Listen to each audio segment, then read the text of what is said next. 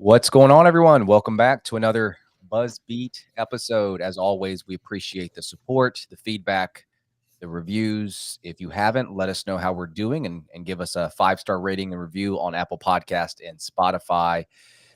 This is Richie. I'll be joined by Brian and returning guest. I think we determined it was number 4 for Div, also known as Stat Center on Twitter.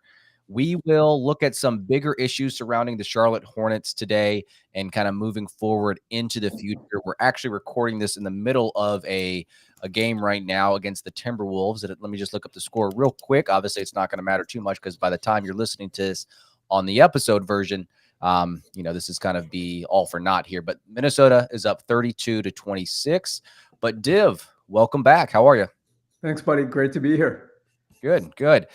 Brian, I know you got some college basketball to catch up on, but how's everything going over there?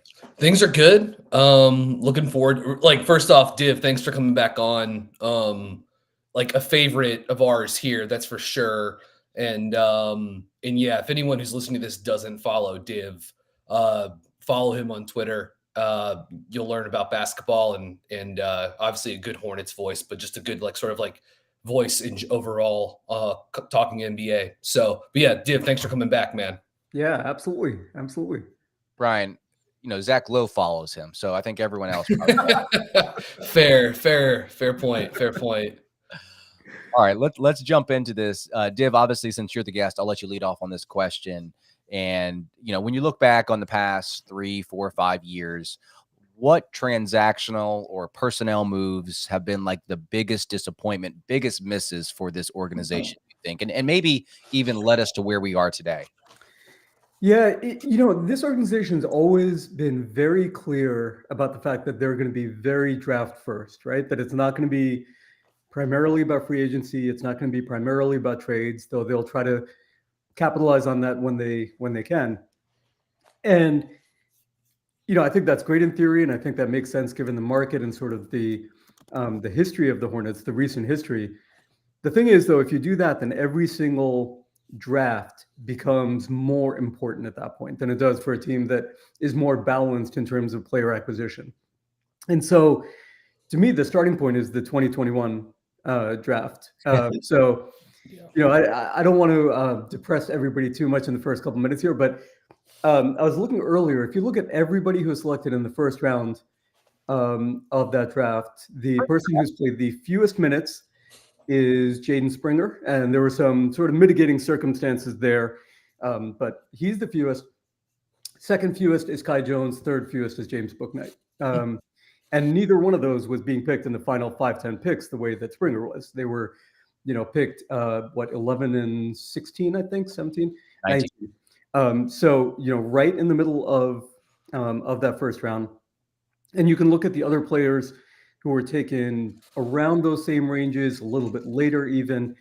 And it's not to say that all of those players became hits because they didn't necessarily, but the vast majority of them have become rotation players, and you've got a couple of guys who bring a tremendous amount of upside. And so, not only did it not work out, and by the way, I'll be the first to admit, I was a big Kai Jones fan coming out. I saw the insane athleticism, and I thought, well, what are the chances that that's not going to translate? Turns out it didn't translate. So this wasn't just a Charlotte Hornets problem. I think a lot of people felt pretty good about Bouknight. A lot of people felt pretty good about Kai Jones, but unfortunately, it was a complete over 2 there. And it's pretty rare that you get 2 chances in the top 20. And if you get that, your average expectation is I'm going to come away with 1 long-term starter and 1 sort of rotation/fringe guy. So you need a foundational piece in there. And I think if that had happened in that draft, I think things would look very different right at the moment, especially because what that would have meant for everyone else in the pecking order. If you're moving other guys down who are at higher salaries than your first round pick, because he's outplaying them, that gives you more leverage and more flexibility in trades that you can make. And, we're going to talk more about potential trades in the future. But one of the things I've been sort of hammering on Twitter is the Hornets should make a move if there's a good one out there. But let's be honest, they're probably going to be making a move from a position of weakness. Like everybody knows this team's, bad. Everybody knows that LaMelo's extension is about to kick in. And so it puts some constraints on there. And the easiest way to relieve that pressure and those constraints is hitting big on first round picks. And so when you've got, 2 picks in the same draft and they go absolutely nowhere, to me, that's sort of the starting point of everything that we're seeing right now. Yeah, Div laid it out really well there. I do think the 2021 draft is sort of like the original sin of the like LaMelo Ball era of the Hornets. It has like I think their issues roster building have had less to do with like going for Gordon Hayward in the 2020 offseason than it did the 2021 draft. Like, you have, including Thor, you end up having 3 picks in the top 37, including a lottery pick. And they didn't have like a great slot in terms of the lottery. I think all the real promising guys were, off the board by that point. I really liked Moody a lot. And I think he's had like an okay. I'll be kind of curious to see what Moody's career looks like. Whenever the page turns in Golden State. And look, obviously, like Sengun and Murphy have turned into 2 very, very good players and 2 guys that could end up making all-star teams. Charlotte just missing out on Jalen Johnson. He's the next pick after Kai Jones, and he looks like he's turning into a foundational guy for the Hawks. And look, that was a weird season scouting. It was COVID sort of like lorded over everything, including basketball and the scouting process. But for that to be your first draft after sort of like lucking into LaMelo, it was a pretty big flop, and it just ended the honeymoon period. I think very, very like it made the honeymoon period. It didn't give it like the bridge to like the next thing. And then obviously the wheels sort of like fell off the wagon in 2022. So I think that's a great place to start. I think there are some other things you could mention. Like maybe one on the fringe a little bit more is like the Hornets letting Malik Monk walk for nothing in 2021. He should win. Like, I don't know if he should win 6th man of the year, but like he has a very, very good case. Monk's average in 26 minutes per game, Monk's averaging 15.6 assists and shooting 40% on threes on like a half dozen attempts per game. Like the talent was always there. And it took him a year. Like it didn't really work out with the Lakers, but obviously he's been unlocked in like the 5-out, handoff hub offense that is Sacramento. And that's awesome to see. But like you let that guy walk for nothing, literally nothing. That's a tough one to swallow too. I think at this point, like, and maybe this even falls outside of the scope, Richie, that you were sort of like aiming for, but like the inability, like, so relitigating it is kind of silly at this point, but like the inability to like find a trade for Kemba Walker before 2019 free agency, that offseason. It's just like, again, I know like the franchise has gone through so many different like iterations since then, right? Like and even under LaMelo, like it's even shifted a couple of times too. But just like that was the one time. It's the one time and look, like maybe they'll get to this point again, good, bad, or otherwise, but like that's the one time the Hornets have had something where it's like that player should be worth a lot in terms of a sell, like in terms of a trade, in terms of like getting a bunch of picks and returns. And like, I'd have to like think about like what the like superstar trade landscape looked like in 2017 or 2018 or whatever. I don't think people were like shipping out like Gobert sized hauls, for a 28-year-old point guard or something like that. But that's the one like the writing was on the wall for a while, and that was the one time Charlotte had the ability to like really like reset hard, do a multi-year rebuild, and get like net plus multiple picks. Like, and they didn't do it at all. It did end up bringing them back Terry Rozier. So like, and Rozier's been a very productive player, and maybe they'll get something for him. So maybe eventually they'll long term get some draft assets out of it, like way down the line. But like that's another one that does sting a fair amount. And then the last one that I would bring up would be and I think we like Div touched on it initially, or maybe we brought it up off air, but just like what they did in the 2022 draft, having 2 top 15 picks. And granted, I know that like them trading out of the 13th pick they ended up getting the pick in 2023 that turned into Nick Smith Jr. So that's not nothing. I like Nick a lot as a prospect, and I think he's had like a somewhat encouraging rookie season, but just like in part because like Mark Williams has played very little this season due to the back injury. And it took him a while to get into the rotation last year. Like Mark Williams has played only 62 games now in the NBA across a year and a half of tenure. And then they don't have another first round pick from that draft. And the guys that went there, I mean, Jalen Duren, O'Shea Abaji, AJ Griffin, Tari Eason, Malachi Branham, Walker Kessler later on, David Roddy, like there was real talent there. And for them to sort of just like swing and whiff that night, and to do so they could save salary, right? I mean, we talked about it the night of the draft, but like the reason why they moved the 13th pick was so at the time they could, a week later, max Miles Bridges and not have the 13th pick salary slot on the books for the 22-23 season. So very disappointing, very short-sighted.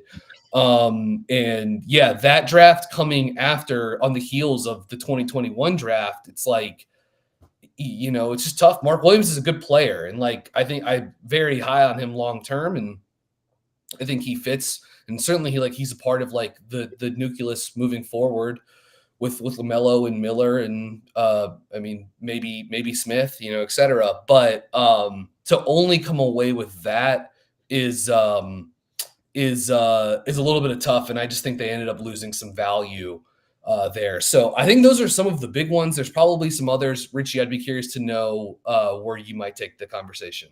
No, you definitely guys hit on all the big ones. And I did not go that far back with Kemba because we had plenty of conversations the first years of the podcast about that. But in bold words, I took, right out of Div's mouth, it was the 2021 draft. That to me sticks out the most out of any kind of blunder. You got one guy who's out of the league in Kai Jones. You've got Book Knight, who really hasn't had the best approach to the NBA game. His shot selection has been questionable. He hasn't made the best choices off the court, and he has a long ways to go to kind of make himself back in part of this rotation. So that draft right there, especially with some of the players on the board, and kind of missing out on those guys, that's the one that I circled the most. And kind of to Div's point, like this organization, this franchise, this city, they are a team that needs to be built through the draft, especially right now. They're not a team that can afford to miss on drafts. You're not a destination for free agents. You have to win on the margins. And I think part of the issue too, and we've had plenty of conversations about this, is when you're selecting like 9, 10, 11, you have less room for error. So when you're drafting Book Knight at 11, you better be sure that he's the guy. When you're trading up to go get Kai Jones, you better be sure that he's the guy. So I think that is the biggest transactional miss on the Hornets' part.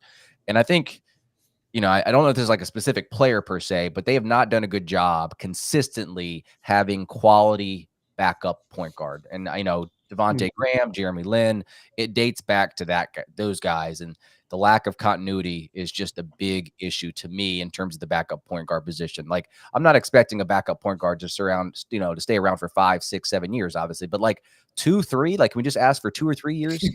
Yeah. That's all I'm asking. Yeah. And I guess the last thing I'll mention before I pass it back to you guys is I think, the draft is one thing, but also just targeting the right types of skills. Like when you're surrounding LaMelo Ball, like you need a combination of defense, shooting, physical players, especially at those like guard/wing spots. I just don't think Kupchak has done a great job of targeting the types of guys that complement their best player.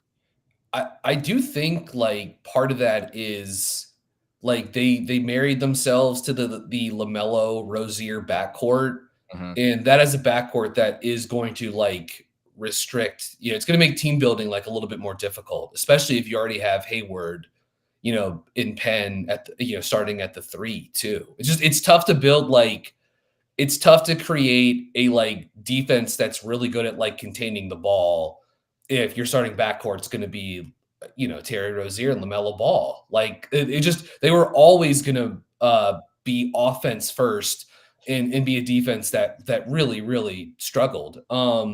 Which even during like the best parts of those years, like their defense like got by doing just throwing like junk balls at Yeah. opponents and trying to get like play zone and get lots of steals and that sort of stuff. Like it was totally vibes based on that side of the court.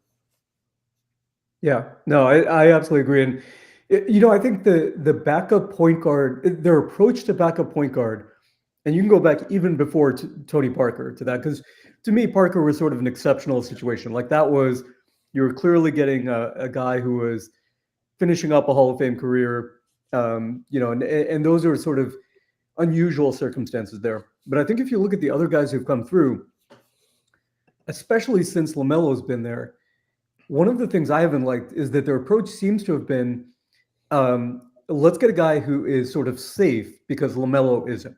Like LaMelo is more of the, plays more of a high upside, high variance style. So let's get somebody who's going to be more safe. But I think the reality is in today's NBA, your backup point guard has to do more than be safety first. They've got to contribute more in some ways.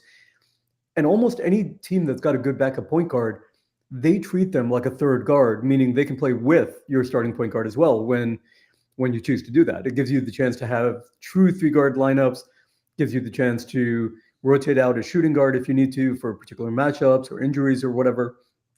And Charlotte hasn't sort of gone that approach. Now, you could argue that maybe Bouknight was them trying to do that, trying to find somebody who could do that. But again, to your point, Richie, like if you look at his specific skill set, I just don't know how the two of those put together were going to make you sufficient in all the other areas you're going to need. You're going to need so much from your 3, 4, and 5 to plug in the gaps that those two would have together.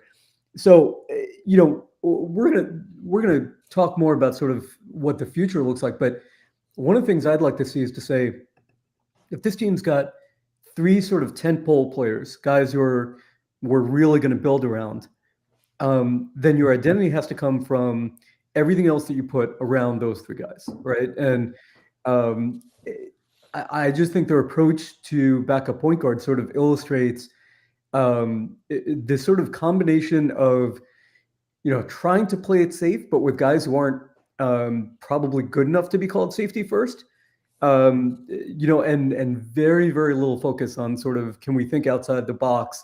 Can we try to find somebody who lets us play in a little more creative, imaginative way on offense? If, to your point, BG, if we're going to be offense first, then like really lean into that, right? Make it, if you're going to do that, your offense can't be 7th, 10th, 13th. It's got to be top 5, top 6 to get anywhere good. So yeah, I feel like sort of trying to split the difference, you end up, getting nothing out of it. This also does go back to the 2021 offseason though too, because like even I guess before the draft that year or that offseason, you've got the sign and trade with Devontae Graham, and then you also that's when they let Malik Monk walk out the door for nothing. Like they actually had 2 guys, one of whom was like, I mean, both of whom I think were pretty proven to be like, Graham, I think like was a very good like backup point guard. And I think Malik Monk, you could certainly see the talent in like what he did at times during the 2020-2021 season. You could see the passing, you could see the pick and roll craft, you could see the pace, like when he had his pace, what he was able to do in terms of like unlocking defenses. And that stuff's hard to find. And it's certainly like hard to find if you're like, sort of like dumpster diving for like low upside backup point guards. Like that's how you get Brad Wanamaker, like that's how you get Ish Smith. It was like the 2021, 2022 season. Isaiah Thomas was like a revelation when they brought him in later in the season because like he could run a pick and roll. I mean, at that point they had traded Ish, and I thought Ish had like been okay for them earlier in the year before he was involved in the the Herald deal. But yeah, they let a lot of like playmaking upside walk out the door, or they shipped it out. And I thought like the real strength of that rookie year LaMelo team was that they had like 5 or 6 guys that could handle it. It was LaMelo, Rozier, Devontae Graham, Malik Monk, Gordon Hayward, Miles Bridges towards the end of the year. And it wasn't, and they just like very quickly went to being like, no, we're going to do more heliocentric stuff. Malik goes away, trade Devontae, extend Terry, LaMelo, here's the ball. And like, it just, it just happened very quickly. And I think it was a sort of like misevaluation of where the roster was. And I think if you thought Bouknight was going to come in and be like a microwave guy for you, I actually think that was a pretty big misevaluation. That's like not how he played at UConn. Like UConn used him like they used Jordan Hawkins, and like look at what he's turned into for the Pelicans by being like run off screens, handoff guy. That was Bouknight, not like, oh, let this guy, he's got tons of wiggle and juice, like he can just crack a defense with his dribble. So I get it. A lot of stuff sort of can be traced back to that offseason in terms of just like it was a variety of sort of like poor roster management decisions all happening around the same time that really weakened the playmaking talent on the roster. All right, let's transition to the past, to like the now and the future. And we're going to talk about how Charlotte should approach this deadline. And there's even a comment here from John Burgers. How do we manage our assets in the most ideal way? Which I'm sure we'll talk about here in a second. So obviously I think the Hornets need to be sellers. They can't stand pat. I don't think there's any situation where they can get out of this trade deadline where they don't make a single move. Now, is that possible? Yes, I could definitely see that happening. They need to see if they can get off Rozier. They need to explore trades for Bridges. They, maybe to a lesser extent, they need to explore trades for PJ. And I've said this before too, like I don't see a ton of benefit in trading Hayward, and I'm okay with losing him for nothing if that means that we wouldn't be taking on a contract that extends past his, which obviously in all likelihood probably would happen because he isn't expiring. And so, yeah, I think the seller category is kind of where they need to fall. But I also think that there is an opportunity for them to target players and to be aggressive, I guess, if you want to call it, in terms of bringing in a player that fits the mold, that has a winning attitude, that brings the right culture, that has those qualities that I talked about before, like the size, the defense, and, just the versatility. And a guy that, I keep going back to, and maybe it's because he's a Gator, is Dorian Finney-Smith. I mean, I think, his name has been floated out there. He's like a veteran that fits that role. He's going to be an impact guy on both ends of the court. He can knock down a three. Like, these are things that the Hornets definitely need. And obviously the Nets are rumored to be asking for 2 first-round picks, which no one is going to give them that. But I guess it doesn't hurt to ask. But yeah. I was kind of looking at the trade machine for Dodo, and I just couldn't really find a trade that worked, like Bridges plus the 2nd round pick. I don't know. I mean, that works, but I don't know if that's something that the Nets would go for. I think Brooklyn probably could use some point guard help, but we don't really have that to help them for. But, regardless of kind of how they approach this, they don't necessarily need to be like closed-minded in a way that they just kind of sell off their assets. It's okay for them to kind of maybe on the margins go for a guy that fits the mold, like a Dorian Finney-Smith. I know that Div earlier this week, you were talking about Herb Jones, like just something like that. Obviously that would require some assets too, but it's going to be a very tricky situation with the new owners and a lame duck GM. But how do you guys think that they should approach this trade deadline? And we'll talk about Rozier here in a second too. But yeah. So from a philosophy standpoint, absolutely agree that they've got to be sellers. This has got to be, and to me, it's not even as important sort of what specifically you're looking to sell. It's that I want to see sort of the clarity of the approach. I want to see an understanding that obviously going nowhere this year, and there are pieces that can be and that are going to need to be sold off at some point. With with Terry's contract, you could look at it and say, I think he's 29 right now. You could look at it and say, you don't have to sell him right now. You could potentially wait another year. On the other hand, if there's a team out there that's thinking of him in sort of a combo guard type role, or a super six-man role for a contender, this is probably the best season possible to showcase that. He's never going to average 6.7 assists again, right? With a better than 3-to-1 assist to turnover ratio. Like, you can sell him. And it's not just a matter of selling him high, but I think it's selling a profile of him that probably is never going to appear again. So, I'd like to see them try to make a move for it. If there's no market there and you feel like you're better off waiting till the summer, obviously a lot more deals get done during the summer usually. So, I'm not totally opposed to that. Yeah, Hayward is an interesting one because on the one hand, he still provides stability on the court. And while that doesn't matter for this year's record, and he's probably going to be gone after this year, and if he's not, he's going to be back on a much smaller contract. I still like the idea of having a veteran professional for all the people who are younger and less mature in the room. If there's an amazing deal out there, if somebody is really looking for an expiring because they've got big plans for the summer, great. Let's go ahead and talk. I would suspect a Hayward deal is probably going to end up being a three-team deal if it needs to be, just because of his salary.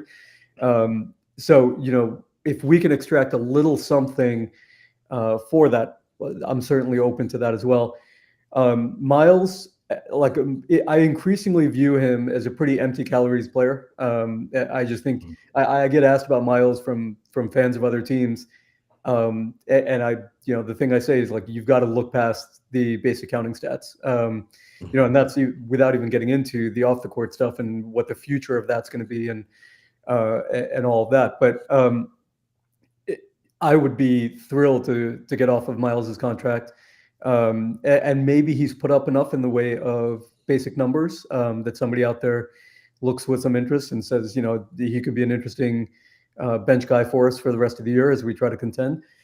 Let me ask you a question real quick to both of you guys. Yeah. Is there something about a team trading for Miles and the way that looks versus just signing him in the offseason? Does that feel a little different in your mind? Good question. I mean, I think if he gets traded to a contender, the assumption is that they've already got a very strong culture in place. And so I think there becomes a little bit less of a focus on it. I mean, Miles was our second, you could say second best, and certainly second most high profile player before the suspension, 2 years ago. And so there was naturally going to be an enormous spotlight, on everything that happened off the court, and then how the NBA and the Hornets handled that. It's possible that middle of the season, games are going on, you're coming down to the playoff races. It might not attract the same level of attention if he's going to a team that already has other storylines, other, vocal stars, leaders, etc. It's possible that it looks different than it does in July. Yeah, sadly, I think, man, it just sucks. I sadly, I don't think all, like, the way it's discussed, the way transactions are talked about, the way we talk about things like domestic abuse, like, as a society, like, it's not, I know lots of people still care. I know lots of people would like take offense to it, but, like, I also think, like, I think a lot of people would just, like, not care. Like, it's sad. Like, I don't think this is, obviously, I don't think this is, like, a good thing, but, like, my guess is a contender team is like, whatever, we're just going to take this guy in. We don't care, like, what fan blowback we get. Every opposing player daps him up after games and stuff like that. It's pretty sickening sometimes, but, yeah, so it's like, it's not like I don't think there'd be, like, an issue bringing him into the locker room of, like, another team. And so I think for a general manager, they're like, oh, we get, they'll think of it. My guess would be, and perhaps I'm doing a straw man here, is that they think of it like in terms of getting a talented young player, like, at a discount. And that again, it's like pretty gross to think about, which is also again why I'm like happy to just like, yes, as Div said, I would be thrilled to get off this guy's contract, and just get him out of Charlotte sort of in general. Yeah, like as far as Gordon goes, like, just like I don't know when he's coming back. I don't know what the plan. I have no idea. Like he got hurt a couple weeks ago and it's just like, silence since then. So I mean my guess is like I don't know if he has any trade value now at this point because like one, that salary is like very hard to move already. And so yeah, you probably need to it was probably gonna need to be like a 3-team deal just to like get the machinations to work. And now like he hasn't played since when? I don't remember when Gordon's last game was. Yeah. So my guess is that like he's probably not getting moved unless he like comes back quickly. But like the deadline is what, in 2 weeks? Like this is all going to happen pretty fast. So yeah, I think Rozier's the best guy for them to move, and maybe we can use that to sort of like segue into the Miami hypothetical. But like if they don't get if there isn't an offer that's like worth their while, then like there's nothing wrong with bringing like Terry's got 2 more years beyond this one on that contract. I get like sort of like if not like selling high, then sort of like striking like while the iron's hot here a little bit, just in terms of like,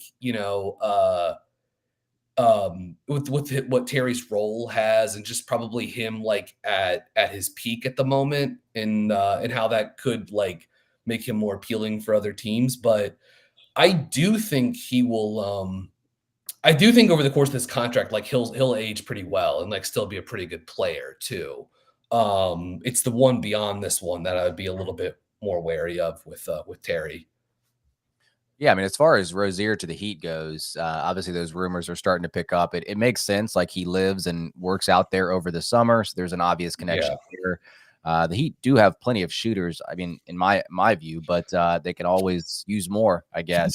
He does feel I think I brought this up the other week on here when we talked about it, but like he does feel a little redundant there, does he not? Yeah. Like especially with Hero. Like I know they're not identical players, but like they're similar in a lot of ways, like in terms of like defensive limitations and like the best ways to use them offensively. Like you probably don't want to play them together much. Like, yeah, that's one of the things that sort of like has me hung up on this deal. Is like I see the fit with Rozier there, but he sort of makes less sense around some of the other guys that Miami has. That's exactly it. I mean, I keep if you look at Miami's sort of fundamentals right now, you could look at Rozier and say he addresses a lot of those things. They are a bottom 10 offense overall. They're terrible at scoring early points, either transition or semi-transition, and they don't get up enough threes. But you're probably not going to put him out there with all of the other guys who do fit those categories. And, so it does feel like there's a little bit of redundancy there. I don't know if maybe there's an opportunity to extract one of those guys. But I would imagine that what Miami's looking for primarily is increased scoring, both while Jimmy's available as well as when he's not, and also just continuing to have somebody who kind of fits into, and I know this gets said so much, but into Heat culture in terms of toughness and so on. And I think Terry checks off both of those boxes, but I do think the lineups are a little bit tricky to fit him in there. Unless Hero was involved in the deal. Like we talked about this earlier, but I can't remember when we discussed this. We discussed Hero versus Rozier, Brian, like some time ago. Yeah, we did like in Buddy Hield, I think it was like Hero Buddy Hield trades we were talking about early in the season. Yeah. So I mean, I guess you could do like a straight swap of those two. The salaries match. Like you'd have to be banking on like the potential of Hero, and Hero one more year. So like that's something that you have to live with, and that kind of turns me off. Like I feel like I was higher on Hero than you were, Brian, but I think what turns me off more the extended year. But if that's not the route that they go, I think the most obvious way to do this is to center around Kyle Lowry, because he has a 1-year deal, a little bit more in terms of the money wise, but for Rozier. But Like, does this make any sense? Like Lowry plus a second for Rozier, Lowry plus the lottery protected first for Rozier. Like, is that something that Miami would be interested in? Yeah, I think the thing that what I am sort of like most interested in with like these like Heat Hornets hypotheticals, because I agree, like I don't think they're gonna look to move Hero. It would be hilarious if like Hero, 6 months after being like rumored the centerpiece for a Dame Lillard trade is like the lever you pull to get Terry Rozier. That would be kind of funny. But it just sort of like show you what how the season has played out. But so no, I don't think that's going to happen. I suppose there's a chance that like the Heat could also trade for Rozier without moving Hero, and then in the offseason look to like reroute one of those guys. But it's just like once you get to the second round of the playoffs, you cannot play those two dudes together. Yeah. And there's just no way. You'll have to platoon them, and like maybe that's a good thing, but like I don't know, it's tough. And I could also see Hero being on the bench in crunch time, and like what's that going to do to his trade value? What's that going to do to how he feels about the organization, etc. I mean, I'm kind of in the weeds here, but let me circle back to my point, which was, do you think the Hornets can get Lowry, Jovic for Rozier, and then like a little bit of other salary filler, like Ish Smith or something like that? And can they get a pick out of it too? Is that too much? Is that too much? That was another one that I had. I had Lowry, Jovic plus second round pick for Rozier and Thor. Yeah. How do you guys feel about that one? And I don't know enough about Jovic at the moment, honestly. Yeah. I think everything. Yeah, I mean, Jovic is a size and skill guy, and I think there's question marks around everything else. But I'll also say, and in terms of sort of where I envision the Hornets in the future, if you think of Mark Williams, Miller, and LaMelo as being sort of the three foundational guys, to me, the most obvious way to sort of build the team around them is to say, we're going to be one of the tallest, longest teams in the NBA, right? And have skill as well, but really focus on size. Yeah. And especially on positional size. And so I think Jovic fits into that really, really well. He's a great connector already. He's not, I don't see anything there that points to a primary creator, but that's fine. But I see somebody who moves the ball along well, makes smart decisions. So I would be thrilled to be able to get him. To me, he would really be the centerpiece of that trade, more than even getting a high second or whatever. Like, he's the guy I would really want out of that. Yeah, it should be noted too, the Heat are out a fair amount of second round picks to potentially like grease the wheels on this trade. Like they're 2020. They don't have much to move in terms of no team in the NBA values seconds less than the Heat do. So it's they culture. Yeah, exactly. Well, they just take the undrafted guys. Yeah, that's exactly it. They feel like they're gonna turn the undrafted guy into somebody better than number 35. So Yep. What is like, this is like just as an aside, but it's like, and I know it's not even like it doesn't really matter within the context of this discussion, but it's like, I actually like some of their two-way guys a little bit, like Swider and Hampton. But like that's immaterial to the hypothetical trade with them. And yeah, they're not going to move Jaquez, obviously, and I don't think they're going to put Hero in it. So like it just narrows the list of options real quickly. And I think if you're the Hornets and you can't get like Jovic plus a pick, then I think you just go into the offseason with it, honestly, and say like, hope, like, you know what, if this is what's being offered, I bet that's like the baseline. You know what I mean? Like, yeah, Jovic in a bad second round pick, so I think I would just take it into the offseason if that were the case. Yeah. Totally agree. Like, they just don't have enough draft capital, and matching salaries is going to be difficult. So it does have to center around Lowry plus a Jovic. And if that's just too much for Miami, then Hornets have to move on as well. So any other final thoughts about Rozier before I pose one final question to you guys? Any other thoughts? Oh, okay. All right. So last question, and we will end on this. Like when we look, right now or to the offseason with these new owners, they've got to make their stamp on this team. They've got to make some decisions, and we got to figure out kind of what direction they are going. The only decision they've made so far is to renovate the arena. So we've got new plans for that. But in terms of the personnel stuff, like just moving forward to next year or 2 years down the road, like if you had to list 3 things, Div, like, or 2 or 3 things, what is priority for this team moving forward? It can be, personnel, it could just be an overall philosophy. Like what do they have to get right? Yeah. So I mentioned one of the things before is positional size. I want them to really lean into that. I think the other one is any pick that's outside of the top 15, any pick that's outside of the lottery, there needs to be a plan for how you see upside with that player. I think that if you look at the Hornets over the past few years, they've kind of like gone back and forth, rubber banding between guys who are considered fairly safe but low upside, and the guys who are kind of wild swings, like Kai Jones, sort of the most extreme example of that. I think organizations like Memphis, like Oklahoma City, are much more consistent in what they expect out of any draft pick. The way that I mean, you can go through everybody the Grizzlies have brought in, but their approach to an Adama, a Tillman is pretty similar to the guys who they're taking in the 10 to 15 range. Their expectation is we're going to be developing you. You've got incredibly high character and work ethic, and you've got really good positional size. And if you've got those things, like, we'll figure out the other stuff, right? I'm not saying that Charlotte has to go down that exact same checklist, but whatever your 2 or 3 things are, I want every player at every position to fit those things. And to me, like positional size, it just makes sense that would be one of those things.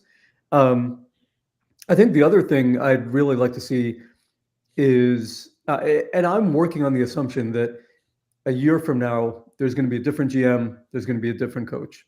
I know that's not guaranteed, but I suspect new owners will not want the possibility of one more year that looks exactly like this one with the same people there. That's not going to play at all. So if you're going to do that, to me, the most important thing is alignment between the GM and the coach. We haven't gotten any indication so far that the new owners are going to be hands-on from a basketball operations perspective.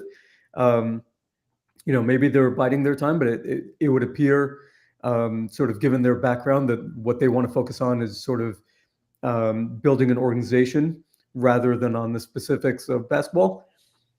And if that's the case, you need a stronger hand in there than Mitch Kupchak, who, I don't think he's been a disaster overall, but he's going to be a very reactive GM. He jumps into free agency late. He waits on potential trade opportunities. I think you're going to want somebody who is more proactive in jumping after opportunities. And, so I think that's really important to me. And then, making sure that everything else from a player development standpoint sort of fits with that as well. Right now I just see, I don't think anybody in the organization has sort of covered themselves in glory this year, obviously, but it's also that I don't see any sort of connection between what, if you look at the last 10 moves that Kupchak has made, and then what Cliff is trying to do on the court, like, they're completely disconnected to me. They look like they're operating at 2 different organizations. And so I want to see a lot more of a coherent philosophy moving forward, regardless of who you bring in there. Yeah. It's possible to do this. Like, it's very easy to look at franchises, markets that are similar to Charlotte that have a cohesive draft philosophy and a connection between head coach and front office, whether that's Taylor Jenkins in Memphis's front office, Jamal Mosley in Orlando's front office. They're another team that I think has, like, I mean, granted, they've gotten, you get the number 1 pick and you hit on it and then everything can kind of fall into place. But just, like, I think they've got a mold for players that they're looking for. And Franz Wagner, Anthony Black, Jalen Suggs, like they found some stuff there too in Oklahoma City. And these are like markets that are like similar to Charlotte. It's like you can do it. So I do think it's important to like think young, at like energetic coach that is willing to experiment, try new stuff. And I hope too, just so that there is going to be some willingness to just take more than a season. Like even the times when like, under Michael Jordan and Rich Cho, or Michael Jordan and Mitch Kupchak, when the Hornets have been like willing to be like, oh, okay, we're going to reset for this season. That was it. It was only a 1-year thing. And they immediately would go back to the churn of trying to, microwave a halfway decent Eastern Conference team around the new pick or whatever. And I just hope there's a little bit more patience to sort of build it up and do it the right way, because I do think small market wise, like the only way to actually hit on this is philosophical alignment, an emphasis on the draft, an emphasis on player development, more resources for your G League. Like the Hornets were so behind some of these places, and it's only been in the last couple of years that the Hornets started to like invest more. Like think about what the Hornets G League team looked like in like 2018. Like it was a joke. Dwayne Bacon, Malik Monk would go there and take 50 shots, during a night in Greensboro. Like only recently has that been like brought into the 21st century.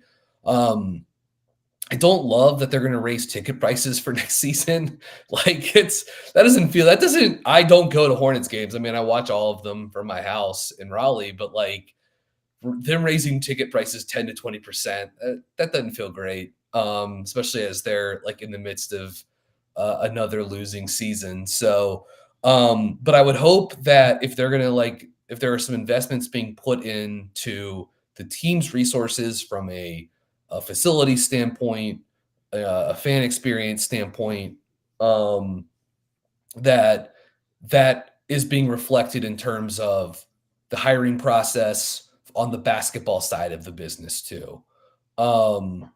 Because like it's just, I mean, like having as smart as like Mitch Kupchak and Steve Clifford are as basketball people, and they are, like I actually think Steve Clifford's a good coach. I mean, he's totally in the wrong place right now. Like it's apparent every game, wrong place, wrong time.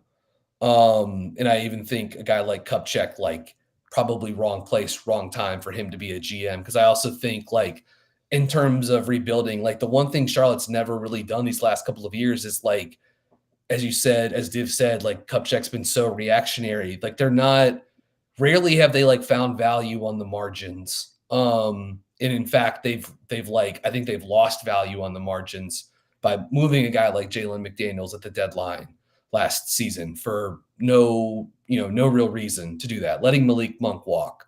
And I think that stuff matters. And my hope would be that like, as they try to build this up, that the new front office would be looking to find pieces to bring in, whether it's young players, picks, etc., swaps, whatever, by being sort of like more aggressive, because I think Charlotte's left value on the table, and all that stuff adds up for a small market franchise. You just kind of can't afford to just like punt on some of that stuff, and largely that's what they've done the last handful of years.